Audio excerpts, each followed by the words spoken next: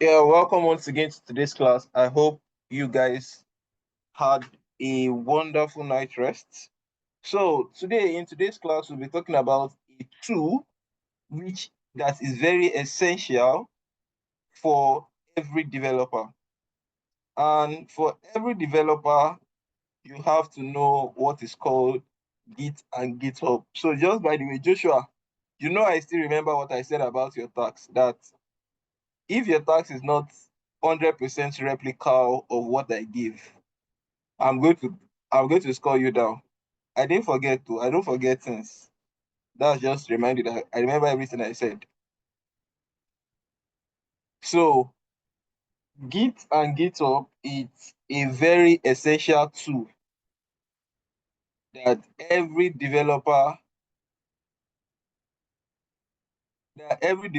must know how to use, because it's not only it's for one storage of your code. It's just like a storage system for your code, and it's it's a tool for collaboration, in a sense that you can work with anybody.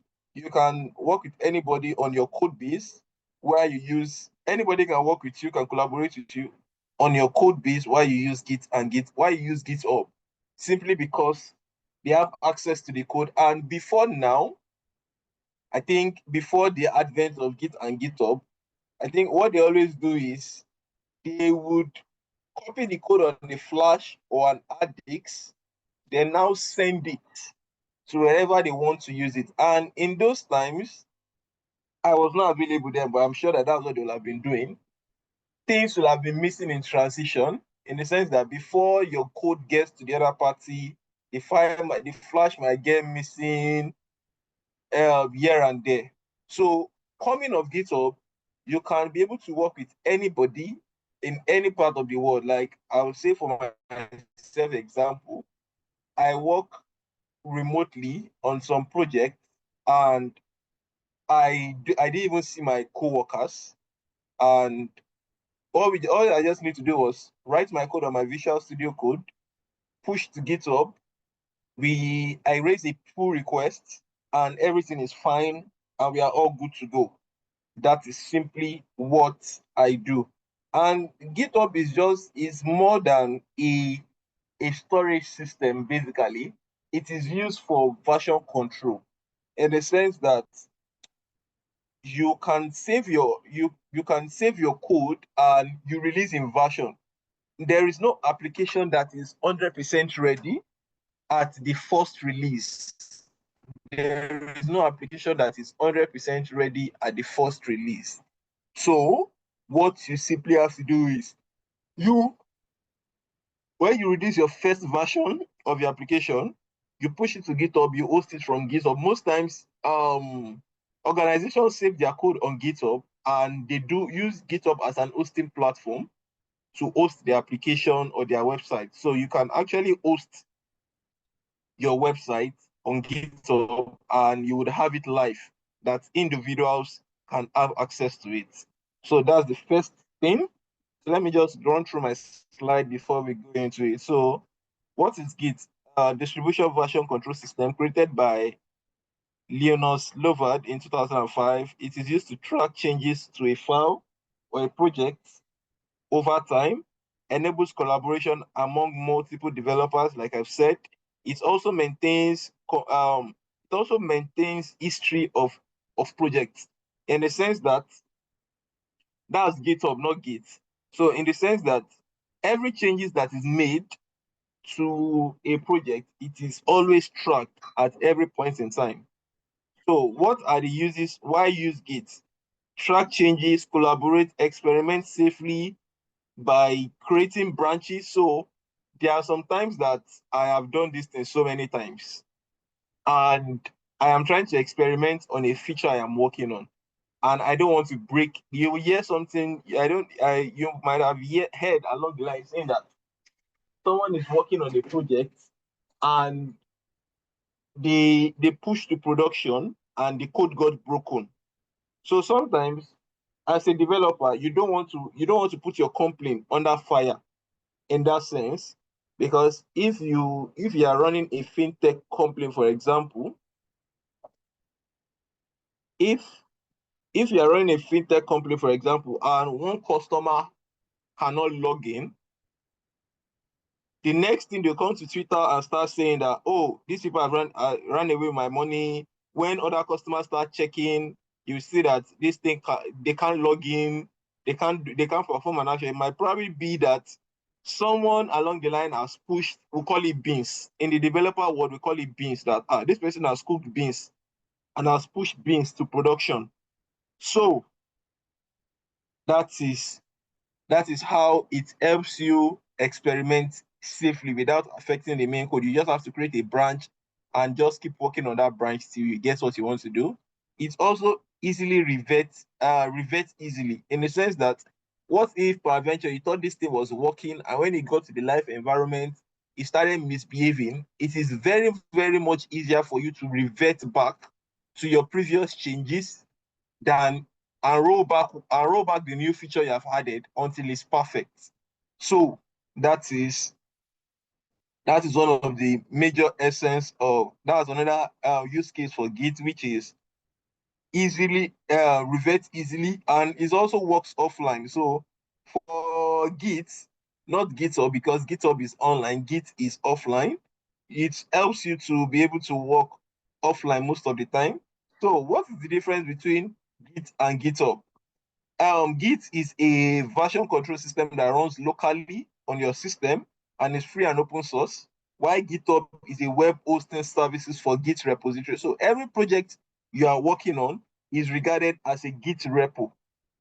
Every project you are working on is regarded as a Git repo. So you can have multiple repos on your project, and I'll show you my GitHub account shortly. But yeah, maybe I'm working on different kind of account, different kind of project. You can have them directly on your project.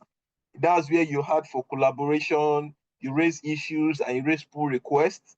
And it's also provide a web interface for Git repository, and it's owned by Microsoft. So those are just what are the core concept of Git.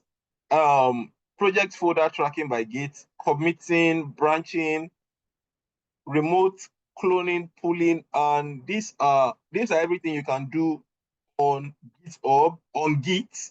Why on GitHub? What you do is, the main features are repository, saving and managing your code, propose changes to others, track bugs and feature requests, automate workflow, project management tool, and like I made mention of, Wix, a project documentation. You can also use GitHub for your project documentation. And I also mentioned hosting of host website directly from your repo. I mentioned when I was explaining earlier, saying that you could actually host your website from your website or your web app directly from GitHub. So these are some things you will see in practice. And what else? So best practice of branching, you have the master branch, which is for production, because on every code base that you'll be working on, and as you get to the final phase, when you get to the project phase of KodeCamp, you will work as a team. You'll work with front-end developers, back-end developers, UI UX guys, and as a front-end developer, all of you are going to work as a team that would all of you are going to work as a team that would want to build a particular product. So you guys this is the standard approach you guys are going to walk through, which is simply creating a master branch, which is production ready. You would have a development branch, which is like the branch that, okay, before you push to your main server, which is your production branch, you will have a branch that everybody will be merging their work so that you can test internally. Then each person, if you are working on a new feature, each person will have to create a branch for that feature, and they create a branch and name it the name of that feature before they merge to development, to merge to dev, which is also the short form for develop branch. Then we can also have a bug fix. Okay, along the line in production, when your users are using your app, there might have been some things you will have overlooked that you would want to be like, oh, this thing is actually a bug in production. You work on it, you test it that it's working fine, and you have to create the name of that so that it's easier to track. So you don't just give your project your branch name, a random name that anybody does not know. So you just name it, either you're fixing a bug or an issue, and if it's for releasing a new version after you have tested, after you have built a new version, what you simply just have to do is you name it, okay, version 1.101, version 2.0. So that is what the naming convention and branching convention stands for. So let's now go into it. So the first thing you have to do is before you create a GitHub account, you have to, let's first create a GitHub account. So are we all following? Are we all following? Are we all Yes, sir. following? Yes, sir. All right. Okay, very good. So the first thing you want to do is you create a GitHub account. So you go to git.com, and I actually have my own GitHub account. So what I'm simply going to do is I'm simply just going to log out. I'm simply just going to log out and I'm simply just going to log out and show you the process of creating an account, but I'm not going to create a new account. I don't think I have a spare email that I can use. So let me simply log out. Yeah, so let me sign out. So I have simply signed out. So this is how the GitHub landing page looks like. And you either have to sign up if you have an existing account. If you have an existing account, you either sign up, but if you don't have an existing account, you click on create an account and you fill in all these details. By you filling in all these details, you create a Git account, which you would be using for yourself, and you can push to GitHub, basically.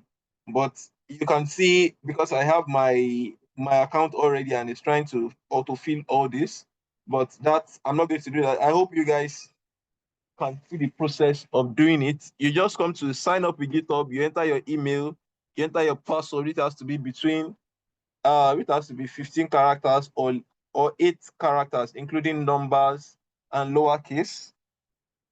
That's some sort of validation that is done. Or you have to have a username, you select your country, and after selecting that, you just select your email preference if you want to receive emails from if you want to receive promotional emails from GitHub, and you click on continue. By that, it would take you to a verification page where where an OTP will be sent to your email address, and you want to get the OTP, just enter in the OTP, and your GitHub account is ready. I hope we understand. Do we understand, guys? Should Yes, I sir. move on? Yes, sir. Yes, sir. Okay. So the next thing is, after you have created your GitHub account, you don't need to worry too much. So the next thing you have to do is you now have to synchronize your system. You now have to synchronize your system with GitHub, and that is where you need something called Git Bash. So just go to your Google and type Git Bash. So by searching Git Bash, just click on download. You would see it up here. That's simply what is going to bring up Git, and you click on either if you have a Windows or a Linux or a Mac OS.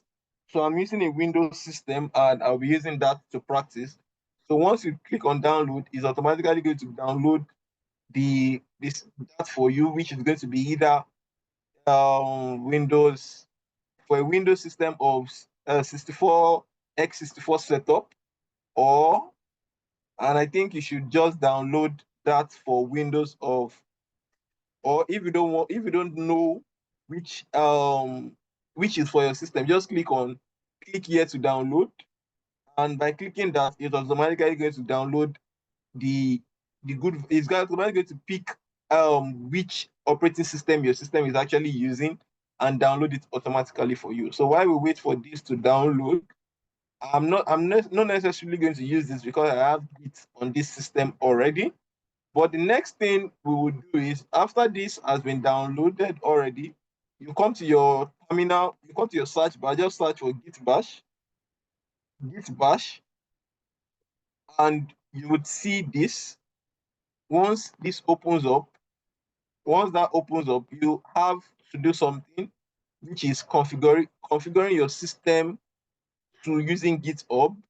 So the first thing you have to do is you do something called, following. I'm actually downloading the git bash terminal, but I have git bash already installed. So I'm just going to let that keep downloading while I just move on to the next phase of what I want to do. So what you see to configure your system, to actually enable you push from your local machine to GitHub, what you simply just have to do is do a git config -- global user.name. So this is going to be your name. So I'm just going to have this Akin Bobola. So that's my full name. And it has automatically registered. So the next thing I'm just going to do, I'm going to do a git config -- global user.email. So you're going to make sure that the email address you'll be attaching to your Git from your terminal here is simply the email that you use in opening your GitHub account. So what you simply just have to do is you add it, and I'm going to add my email. Oh no. So you can see I have my email already attached. So what I'm simply going to do is I'm just going to do it again. Git config. I'm coming, Daniel. Git config -- global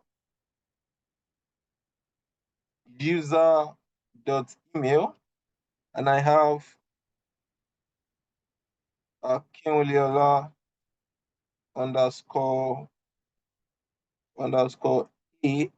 a@yahoo.com. So this is simply my email address that is actually linked to my GitHub account. So Daniel, so once you have done these two steps, you are able to push to your GitHub account directly from your system. So Daniel, go ahead. Yes, sir. In your command prompt, I saw the first write-up, which is user.name. I saw that you didn't spell your name properly in the Akinoliola, but it still came out. It does that does not actually matter actually. How did you know that was not my full name? How did you know I spelled my surname wrongly? Because I saw it on your what's this thing called? The green write-up. Okay. Akin is written there. So I Okay. realized that even when the N was not there, it still went to the next. It actually does not matter. GitHub does not know your name. It's the name you register with that is actually going to know. So it's the name I'm going to use. So if I change it later on, it's fine. But I've actually set up GitHub on my system. That's why you can see that I have this 7135010 plus Femi Blaze at user.noreply.gmail.com. So this is my own attachment to GitHub. So I've actually done my setup before now. I'm not just doing my setup to GitHub now, actually. So if I try to push to GitHub, I can still push to GitHub. So what is automatically, what matters the most is simply your email address. That is what is going to target essentially to be able to track your progress one after the other. Do you understand, Daniel? Yes, sir. But don't make a mistake of not spelling your name correctly. Don't make a mistake. I made the mistake, but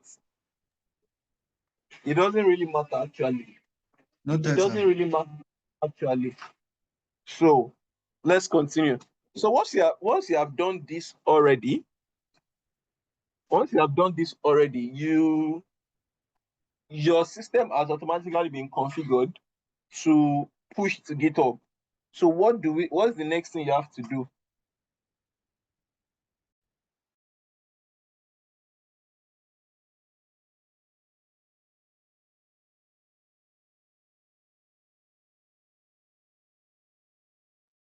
Commit, sir. So, yeah, so all right, guys. So the next thing after you have configured your system to GitHub is for you to now start pushing, basically. So I'm going to go back to my GitHub account and I'm going to sign in. So I'm just going to sign in and I have signed in already. So what is the first thing you want to do? You want to push to GitHub. What's the first thing you have to do? The first thing you simply have to do is you create a branch. You create a branch, and I'm going to call this KodeCamp 5.0.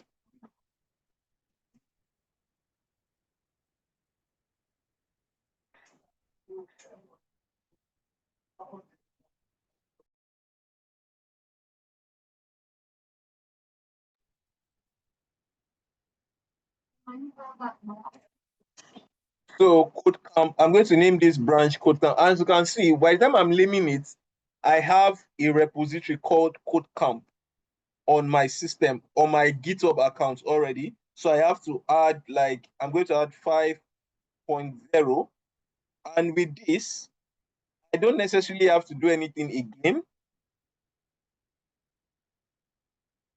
I don't necessarily have to do anything again because most times it's only when you have like most times it's only when you are starting up a new repository on your own self that you'll be creating all this. But if you are working on a team, the team might have just created a new repository for you, and you will do what? You will just be pushing directly to it. So you can actually create a description, which is optional, but the main thing you just have to do is just name your repository. Just name your repository and you are good to go. And just create repository. Once you click on create repository, you would see all this. You can either invite collaborators. So that's why I said you can collaborate on GitHub. So what I simply have to do here is once I say invite collaborators, I would have to add people, like I'll get their email address or I'll find their full name or username on GitHub and add them to this project, which is something I'm going to do along the line. I don't know if anybody has created their GitHub account. If you just created your GitHub account, when it's time, I'll ask you to drop your email address in the chat box so I can add you to this project to see how you can collaborate on this project. So let's continue. So let me cancel this and let's go back to our code. Let's go back to pushing. So the first thing you would see is you would have all this.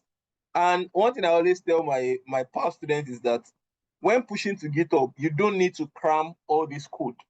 You don't need to cram all this command, basically, because it's something you would use over and over and over and over and over again. So you don't necessarily have to cram this. And for me, I I it I rarely use the command line. I simply use something called git desktop or the inbuilt terminal with GitHub. So let me open one of my projects that I've not pushed to GitHub before. Command prompt. So this is actually going to help me. I'm just going to do a cd GitHub, cd document, cd GitHub. So I have like a ton of projects on my system. cd KodeCamp ls. So dir. So I'm trying. Okay, let me push this our recipe product that we worked on. Let me push this to GitHub and let me host it.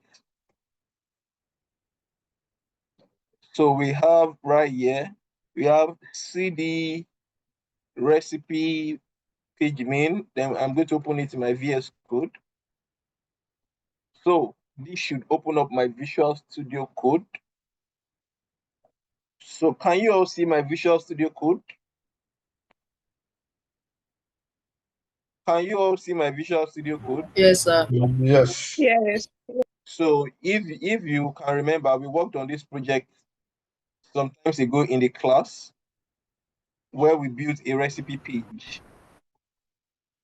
So why is my live server not coming up? So it's still loading. So I'm just going to allow it go live, but that's not what we are looking for into this class. So I'm going to click at the top and I'm going to open up my terminal and I'm going to click on new terminal. So I once my terminal is up, I will go directly to my GitHub. Like I made mention of, you don't need to cram all these lines of code. What you simply just have to do is just go to your GitHub account and copy them one after the other. So the first thing you have to do is you don't need this echo hash, you don't need this first line. So the first thing you just do is you do a git init. So I'm just going to copy this. I know the commands I need to write, but I'm not going to write them. I'm not going to write, I'm going to copy them directly from this page so that you can see and know that I'm not just copying any command from my head. Basically, I am actually working with the commands line that GitHub has given to us. So I'm going to do a git init, which what git init simply does is me initializing our project. So I'm going to do a git init. And I paste that right here, and it would say something called initializing empty repository, and this alone creates an index. And if you notice, basically it changed all our file. It added some green colors to our file. Who noticed that changes? Did anybody notice that changes? Yes, sir. So once you initialize your project to GitHub, once you do a git init, it's going to, this U simply means that your project are on track yet. They are on track. So the next line of code I'm simply going to do is I'm going to do a git add, and I want to add all this file to our project. Basically, I'm going to add all this file to our project, which is git init dot. What that simply means is I am adding all these projects. Who is that, for crying out loud? Georgie.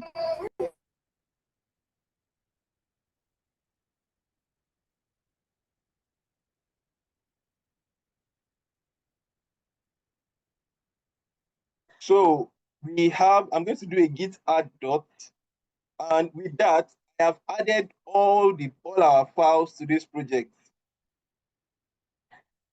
I have added all our files to this project, and you can see it moved from U to A. What that simply means is that all these files has been added and they are ready to be pushed to GitHub. So the next line of code, I am simply going to go back to, the next line of code is I'm just going to go back to GitHub, and you can see the next thing is after you have done your git add dot, you do a git commit -m. Be careful of your letters because GitHub is actually case sensitive. So you can see when we do a git commit, we have first commit. So I'm also going to do that. I'm going to do this. I'm going to have git commit -m. The M is a small letter, and I'm going to have first commit. And with that, you would see that it simply did what? It committed all our projects to GitHub and is ready to be pushed. Though we are not done yet. So what's the next thing I'm going to do is I'm going to go back here and I'm going to create the name of the branch that I want, which is git branch. And notice that the M also is in capital letter, not in small letter. Be mindful of that. So I'm going to, instead of calling this main, I'm going to call it, your branch name can be anything, but according to probably when you're setting up your GitHub account, you would have given your default branch to either be main or master. When I was setting up my default branch on GitHub, I made it I made it to be this thing. I made it to be main, but I can change it to something. I can just call it production. Can call it production. And with that, the name of my branch. And if you can notice also in my Visual Studio Code, it changed at the bottom side right here. Just follow my mouse. At the bottom side right here, it changed from main to production. It simply changed from main to production, which is also helpful. This your GitHub is actually sort of integrated into your Git and your GitHub account so that it can synchronize directly from GitHub. You can synchronize basically.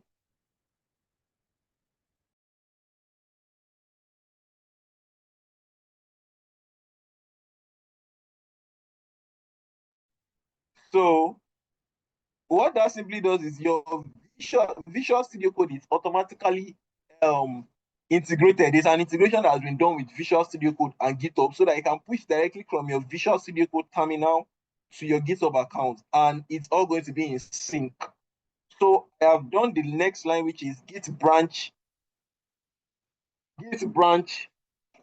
dash main.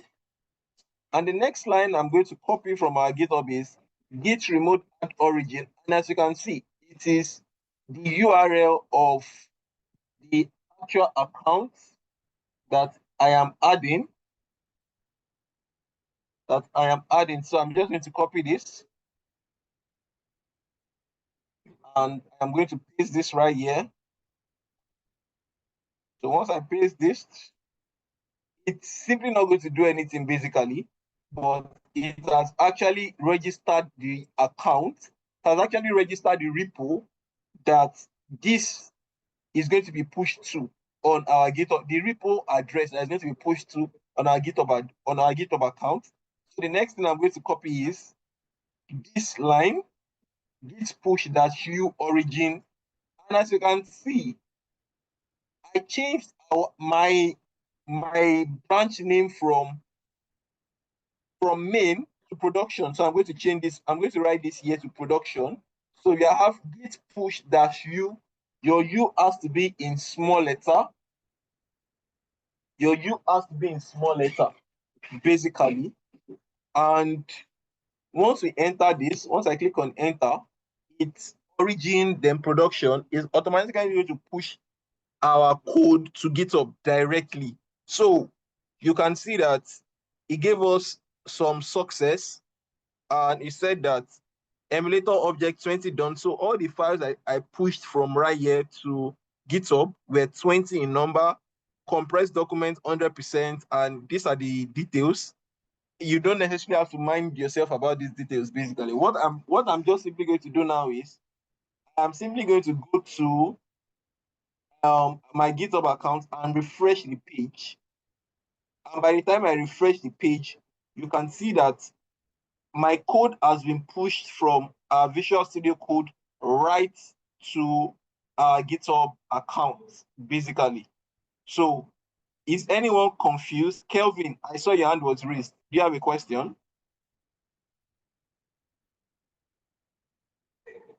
Yeah, go ahead, Yes, Kelvin. yes, ma'am. Okay. Good morning, sir. Good morning, everyone. Yeah. So, yeah, I just want to know, by default, I noticed you created a branch. So that means, you created a production branch, and then Yes. by default, there is another branch called main. No, If I'm there not is no mistaken. another branch called main. There is only one branch. Okay. There is only one branch. So what I said was automatically when you are setting up your GitHub account, you would get to a part in the setup. They will ask you what should be your default branch name. Is either going to be master or main.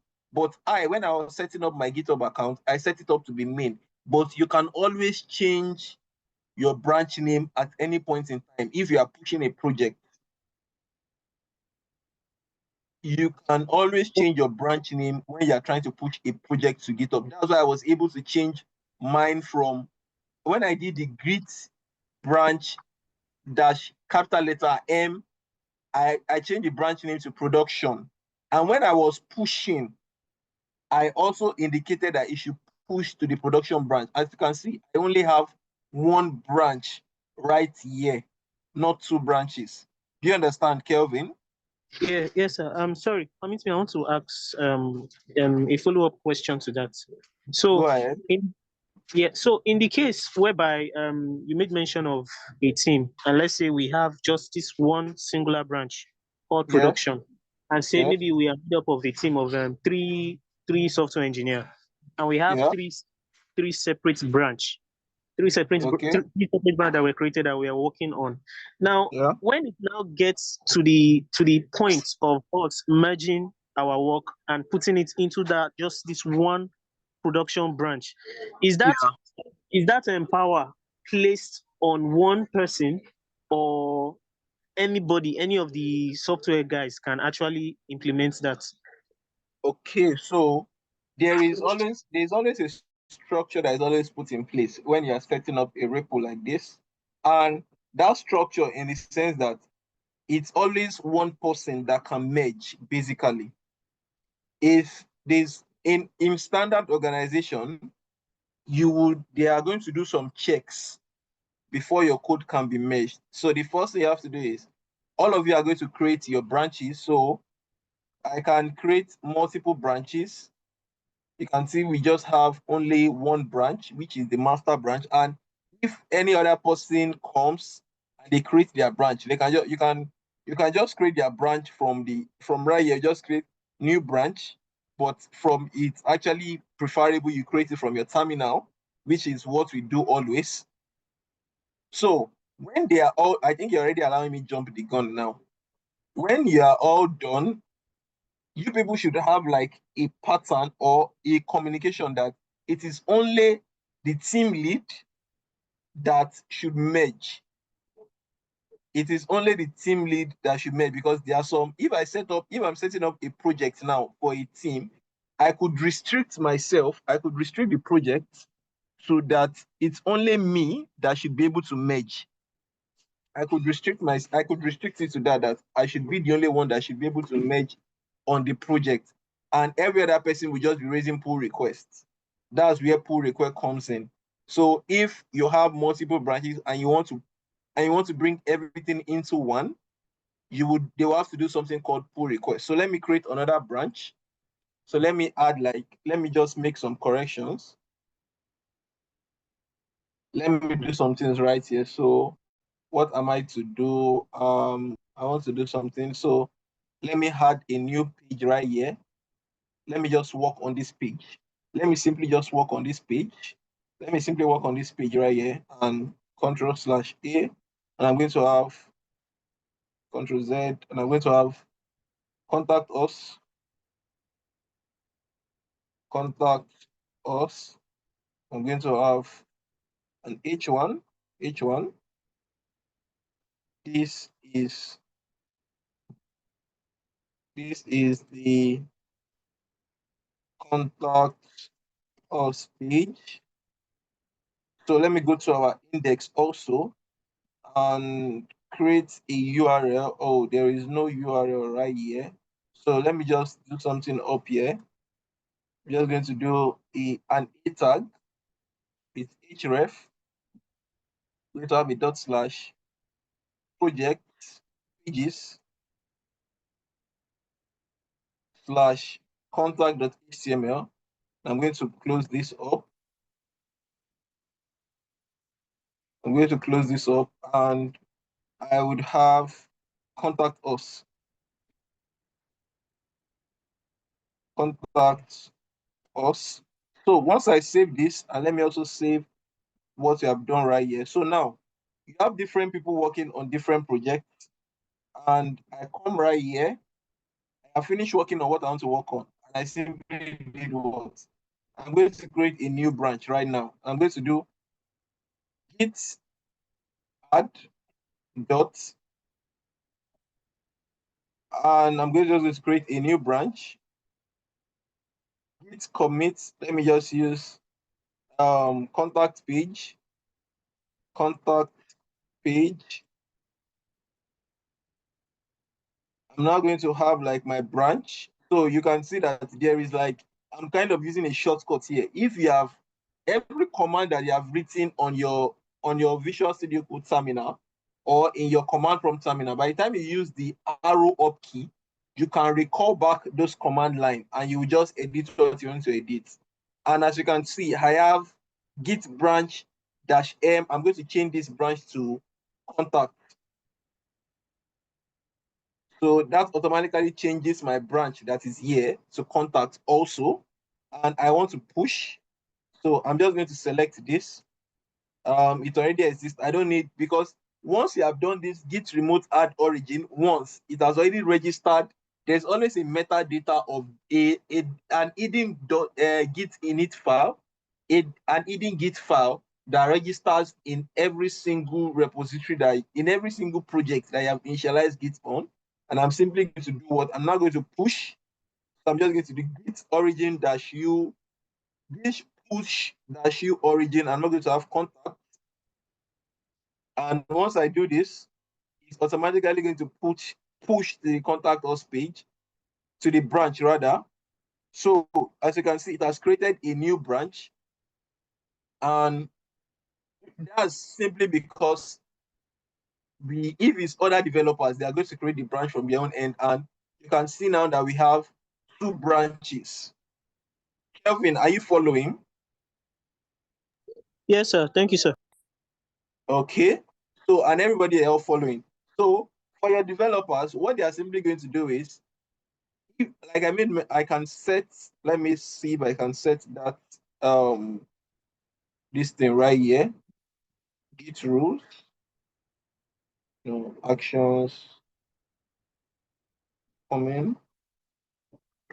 So most times what you just do is, once they set up things like this, you just tell them that it's only one person that can merge basically. So I think it's like there's always an hierarchy of pushing. I think in my own organization also, everybody can raise PR, but not everybody can merge basically. So it's only the team lead and the line managers that can merge. So after they are reviewed the code, so what they are going to simply do is they create a pull request. And after creating a pull request, so they would have like the title of the page and a description. So they don't let the person just write, I worked on the contact us page, and I create a pull request. So whosoever is the team lead of this team is simply going to see this pull request, and the person would be able to merge it, because I have some git checks on my system. Like I have some security checks on my GitHub account, which I'm using git guardian security check. So it runs that for every code I am pushing to my GitHub account. It runs those checks to see that if I'm complying to some security measures that I have instilled in my own program already. So by the time I'm merging it, by the time you merge a code, by the time your team lead merge the code, it's automatically merged. So you that you are the team lead, you probably just merge the code and everybody is good to go. So now, if you now want to host your project on, like you want to host it, you don't want to buy a domain yet. You just want to host it from your GitHub pages, because you are simply going to do this during your project phase. So you come to your settings and you come to pages. You will see pages right here. And after setting up pages, you will click on deploy a branch. And yeah, so Git pages. Why are you taking me to? Okay, this is like the documentation. Probably if you miss it, you'll probably just see the documentation for that. I'm coming over now, see. So I'm going to select the branch I want to be pushed to. I want to make the production the branch that is going to be seen outside. So it's going to be the production branch, and I'm going to save it.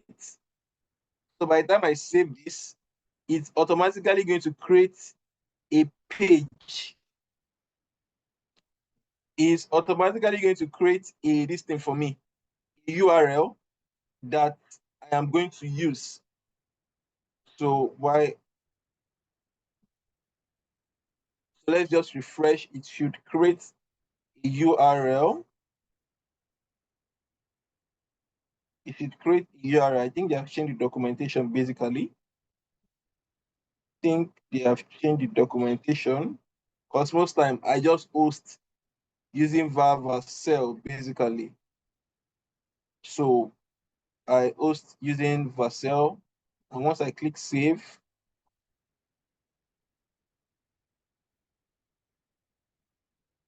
so if your repository has a symbolic link, you also have a Git action. So okay, I get where this is coming from. So we go to this, add a Jenkins theme.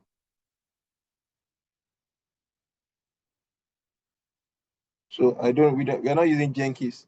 Jenkins is simply like a deployment for Jenkins is simply for this thing. What are they calling it? DevOps guys. So we don't have a custom domain also. So, but why is this not deploying? Why is this not deploying? Okay, so as you can see now, it has created a link for us. So by the time I click on this link, it should create, it's going to create this page for us. What we worked on our local machine is actually deployed live. And for your tax, the tax I gave you, this is simply what you are going to be submitting. You will be submitting this live URL, this posted link. You'll be submitting this, and you'll also be submitting your GitHub URL. So I would simply do what I click on our contact us page. You can see that we have our contact us page right here. And that is how you would work on, that's simply what I want you to submit. Basically, so I have given you what you are going to submit. And when I say you should submit your GitHub URL, I want you to submit this, not just this. Give me your GitHub URL, which is this, basically. Just copy this and paste this while your hosted link is gotten from your settings. So once you come to your settings, you would go to GitHub pages. You go to GitHub pages and you would see it's going to be HTTP, your username, git.io, and your project name. Basically, that is what is going to be there. So I can see a lot of hands are raised. Oru Nancy, go first. Okay. Oru Good morning, Nancy. sir. Yeah, good morning. Yeah. Good Oru morning, Nancy, sir. you were in KodeCamp 4.0. Yes, sir. Oh, okay. I know your name sounds familiar. Okay. So I got confused on that pull request. Let's say you are working on a project with other members. That's a group project, and you want to fork the already existing project that has been done by others, that have been done by others. How do you do that? Like you want to continue from where others stopped. Okay, I've So how not do you mentioned that. fork? I've not mentioned Yeah. that. I'm going to talk about that next now. Don't worry. I'm going to talk about it. So Oh, there are two different ways. I'm listening. okay. And how do you write a README? Okay, how do you write a README? All right. So I'm going to answer your question. So who is the next person? George Adeni, you go ahead. Okay, sir. Good morning, sir. So, where I'm getting confused is when you create on the main GitHub repository, I can't hear you. Your voice is breaking, George. it's breaking. Yeah, go ahead. I can hear you now. Okay, I said when you created two branches on the GitHub repository, Yeah. and when you hosted it, why the two branches are not showing in the same URL? Yes. They are going to show simply because GitHub does not know which branch you want to deploy. As you can see, when I went to this part, you can see I had to select.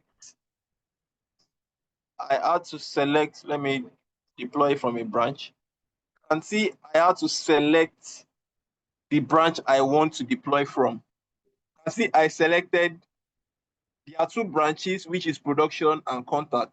But the branch that is being deployed is actually the production branch, because the production branch has everything, all the code that has been worked on. That's why I selected the production branch. And once I saved it, we are good to go. So do you understand? So for every branch you create, you would see it where you want to select your branch to be deployed. But you're the one that know the particular branch you want to basically deploy, which is, you're the one that know the particular branch that you want to deploy, which is either your production or your master branch, anyone.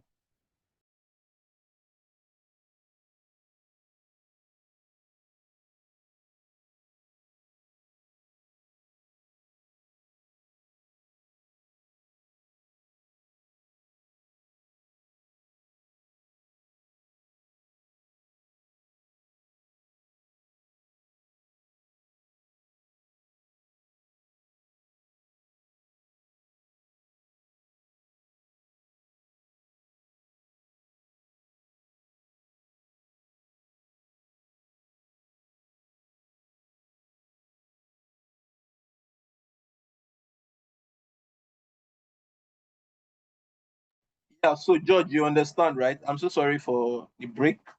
So Afis, Adam Afis, go ahead. Good morning, sir. That pull request, I don't really get. When you were explaining, I was having some network this thing. Like, how do I do is it request for pull request or add to a code through pull requests? So what pull request simply does is you trying to add what you have worked on to the main branch. So now I created a contact us branch and I worked on it. And I now want to push our code. I now pushed our code. Okay, now our team lead now said, oh, I have seen what you have worked on.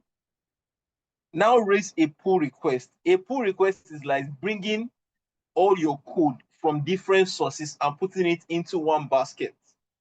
Let me use a simple scenario. You have different fruits. You bought different fruits and you want to make apple orange juice, basically.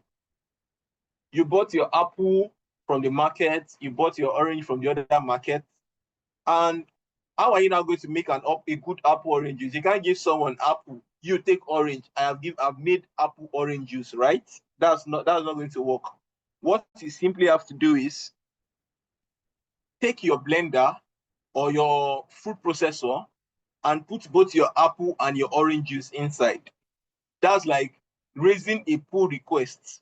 I'm just sorry, don't get me wrong. I hope, yeah, I'm just using that as an analogy. Yes. I like to use things that people would have like pick very fast to make you do of an analogy, basically.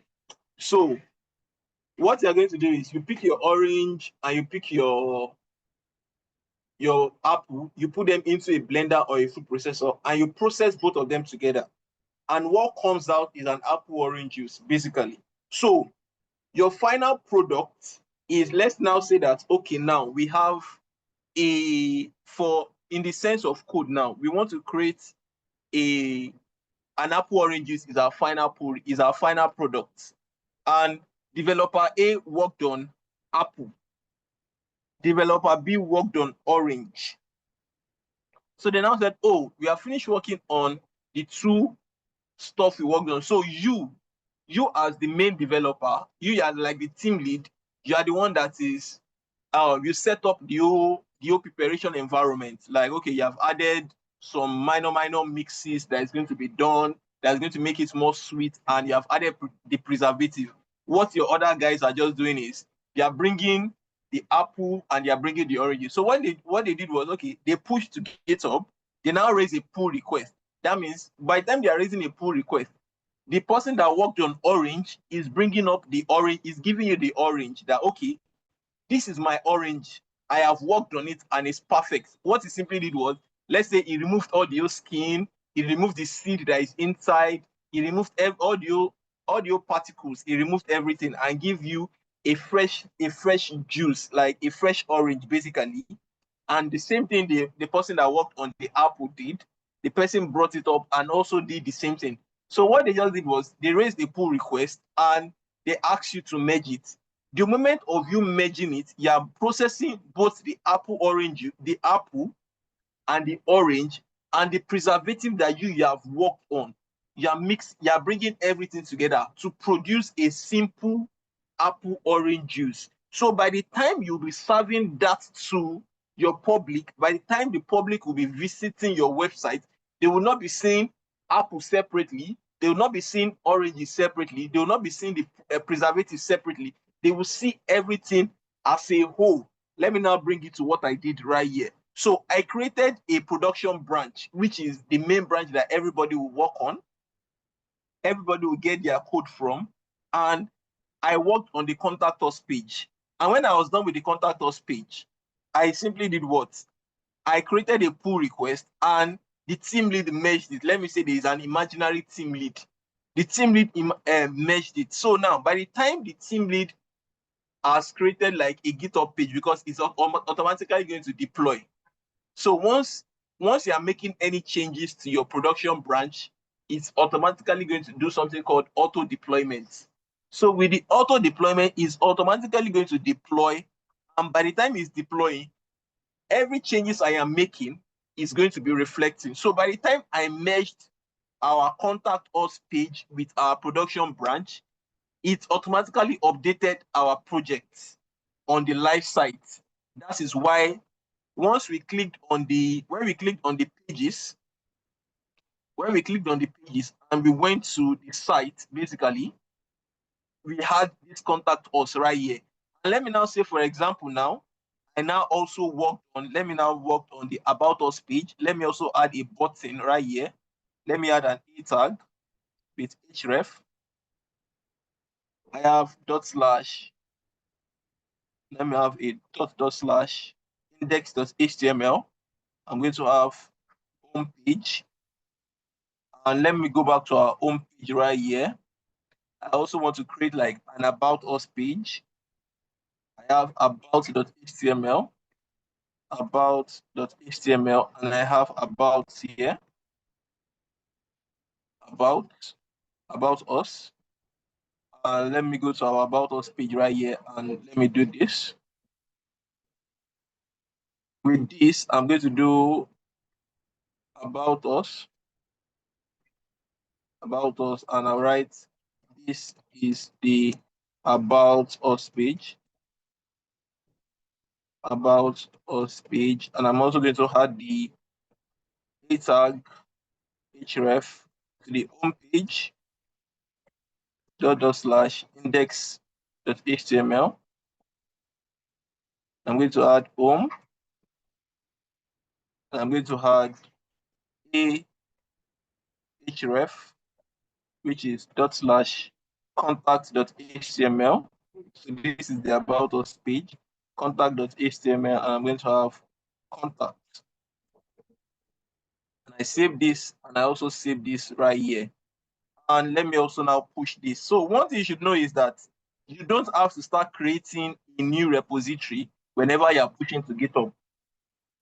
Once you have pushed a particular project, I know that some of you might not get your design properly well, and I'll tell you guys to always make corrections. So this is just a simple scenario of what you're going to do. So once you have made your correction, you do a git add dot, and I do a git commit -m, and I'm going to have updates to contact us page.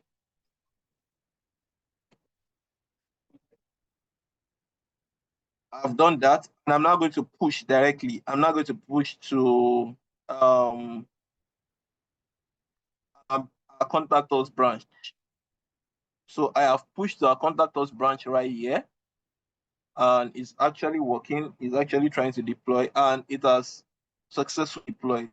So I'm also going to come here. As you can see, once we refresh this page, we are not having any updates yet, because we have not merged our product, we have not merged what we have from our contact us into our production branch. So we would raise a pull request to our production branch. So I am going to do that now. My network is kind of slowing down.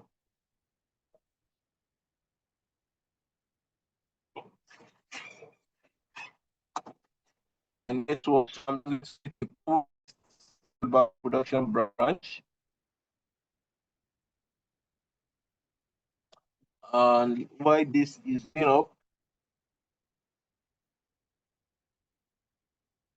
yep, while this is loading up, so the network is kind of acting weird.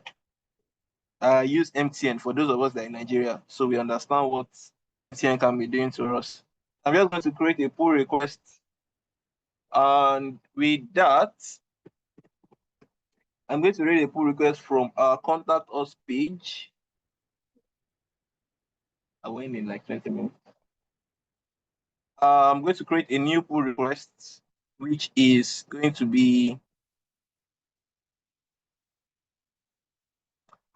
from comparing contact to production. So it's going to compare what we have and check if there are any changes. And yes, there are changes. I'm just going to create a pull request, and I don't need to add a description. Most times I don't add description, but if you are working on a team, you definitely have to add a description. So what I'm just waiting for it to roll up and get, so you can spot check has been passed, and it's checking if there is no error between the production branch and the contact us branch. So if there are no changes, if there are no error, it would do what? It would automatically allow me merge it. But if there are errors, it will tell me that I should fix some things. So let's wait for this to complete the check before. This actually does a lot of check, and sometimes you just have to wait, basically. So while this is loading up, let me refresh. I don't think I need to refresh, but let me just refresh to see. Okay, you can see there is no conflict with the base branch. So I can merge our PR, I can merge the pull requests. And by merging this, by the time we just have to give it some few minutes, you can see I have a pending indicator here. That means it's trying to update my changes from what I just did. So by the time I just refresh again, in less than a minute or two, by the time this is done, in less than a minute or two, it should simply do what? It's going to change into a green mark. And I would have to refresh our website to be sure that what we worked on has been pushed, basically. So that is why we wait for that to come up.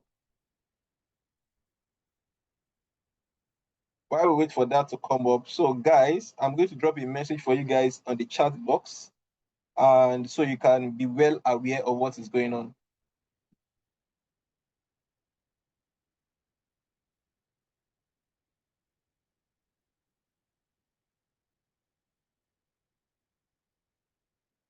So in the assignment, we have to submit the GitHub link and the hosted. You have to submit both, basically. Felicita, you have to submit both. You have to submit both your hosted link and your GitHub link. You submit both. So I'm not just only submitting, I'm not only just grading the output of your work, basically. I am also grading your folder structure. I have taught you guys good folder structure. I am going to check your folder structure. I'm going to check the way you wrote your code, basically. That is what I'm also checking. Okay, which one is the GitHub link? This one, basically, as you can see, I'm on my GitHub page. This is the GitHub link. Basically, the link from your GitHub account itself is the GitHub link. And the hosted link that you created from your GitHub pages is your hosted link. Felicita, did you get that? As you can see, by the time I created the About Us and Contact Us page, it simply brought us So it simply brought us, it automatically updated what we did, and I don't need to start making another pull request and the likes to this page. That's simply what it just did. So I hope we understand how you push to GitHub, you create your GitHub pages, and you can do a pull request. Do we understand? Do we understand before I go into what's this person's Oru Nancy, before I answer a question? Okay, everybody understands. So the next thing now is, okay, you are working, you are not the one that is creating the project, basically. What you are just simply, okay, if someone called you, "Oh, come and help me fix this bug," you got on a new team and you want to simply do what? You want to simply make some correction, or you're joining a team and they want you to work on a particular feature.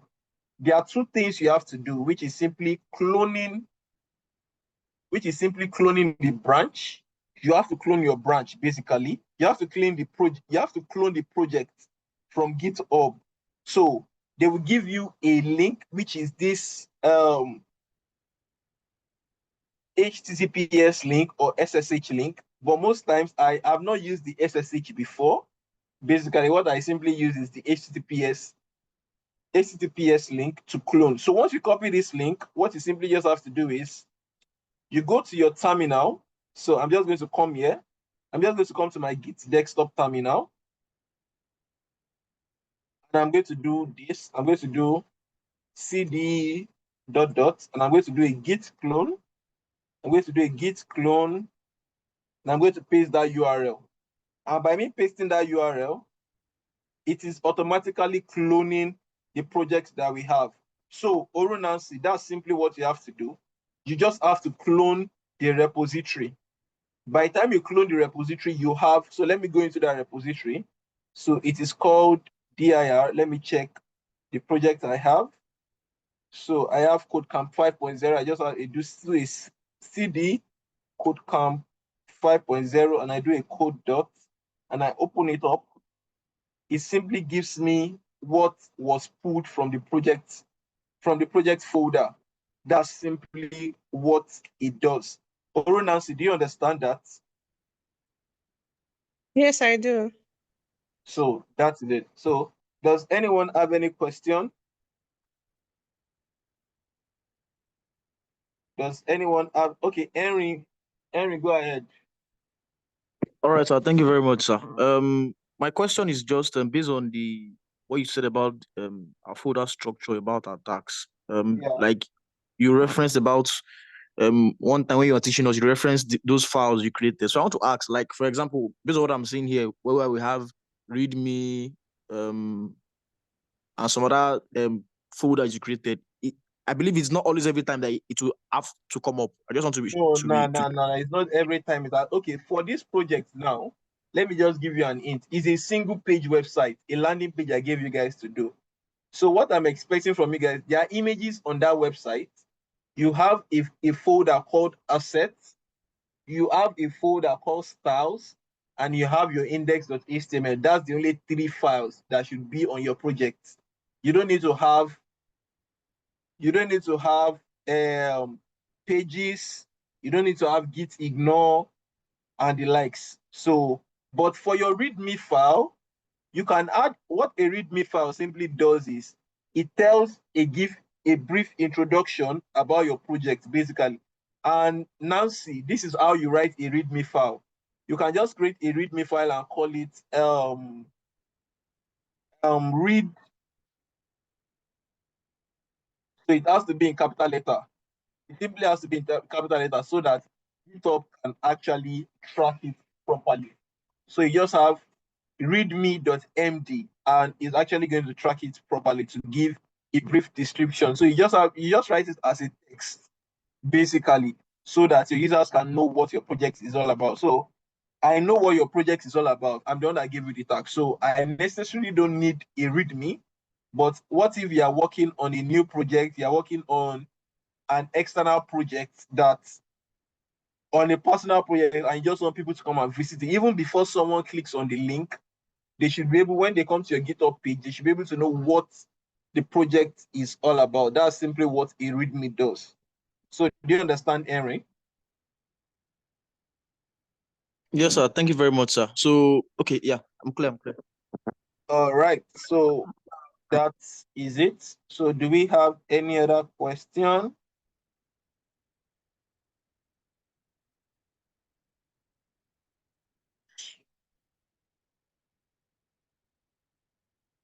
So do we have any other question?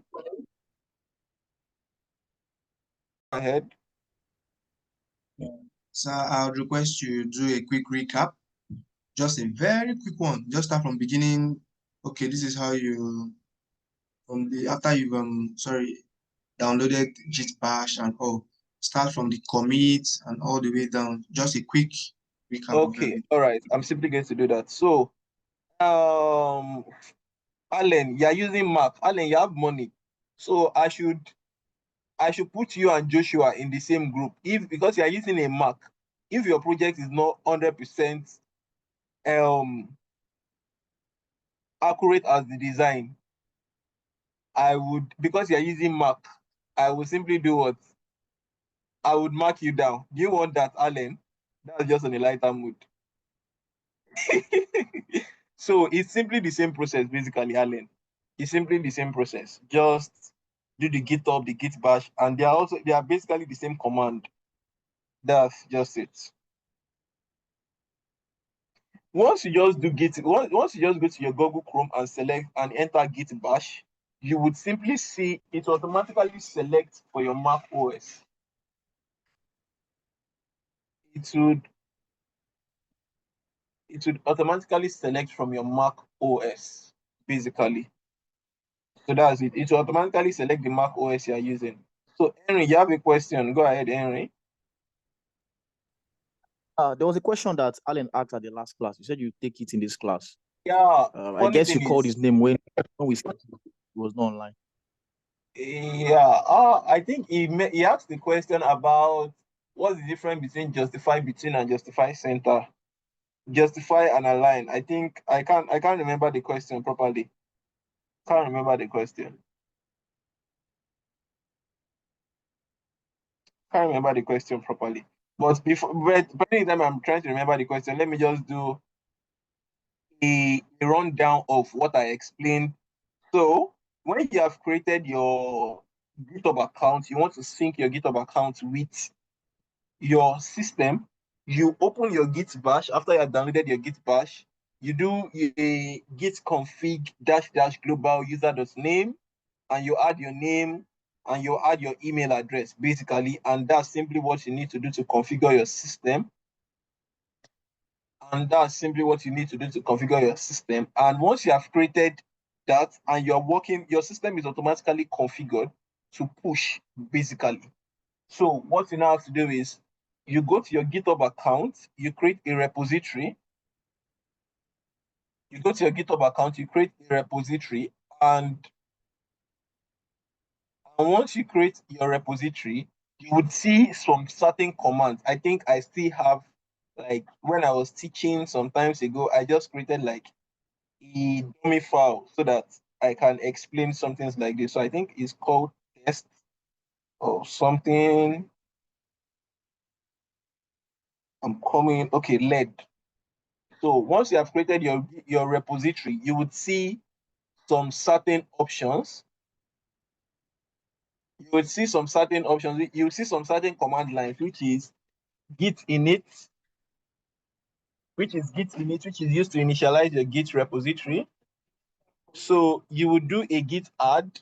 Once you do your git add, you are using it. Your git add dot. You are simply adding audio changes. You will just add audio changes that I have made. Then the next thing you do is you do a git commit. Then you write your commit message. Then the next thing you would do is you have a git branch which you are using to determine the git branch. You would use it to determine the branch, your name branch, the name of your branch on your GitHub account, which you are going to be pushing to. Then after that, you do a git. After that, you do a git remote add origin. Then you copy this.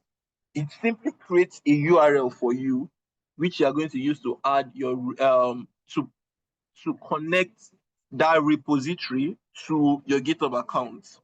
Then you do a git push -u origin. Make sure that the origin that you are pushing to is simply the name of your branch, not that you change the name of your branch to something. And when you are trying to push, you are changing the name again. So just take note of your branch name and the name of the origin you are pushing to has to be the same thing.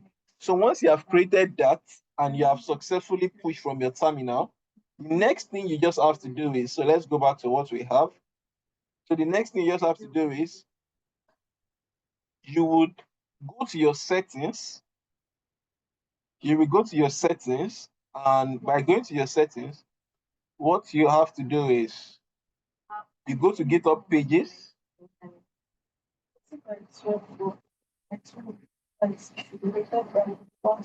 So you go to the GitHub pages, and by going to GitHub pages, what you simply have to do is, when you get to your settings is, you go to the pages, and by going to the pages, you would, I don't know why I'm saying it's acting up.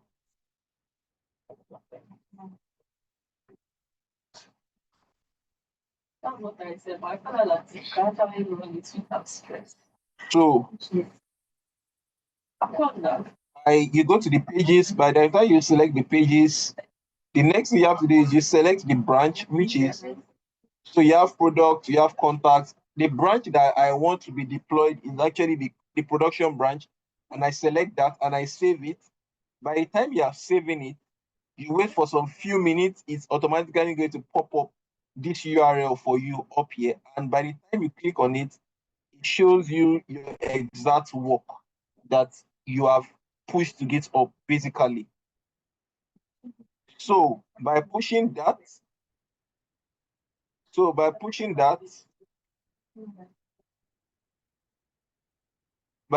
pushing that, and you are good to go. So if you have any changes that you have made to your project, I ask you to make some correction. Then the next thing you have to do is, you simply do what? You just push and it automatically updates. So Daniel, do you understand? And everybody, do you understand the quick rundown I just did? So Cecilia, you're saying, please grade. Yeah, Cecilia, after this call, I'm simply going to check all previous tasks and I'm going to grade them. I simply do that every day.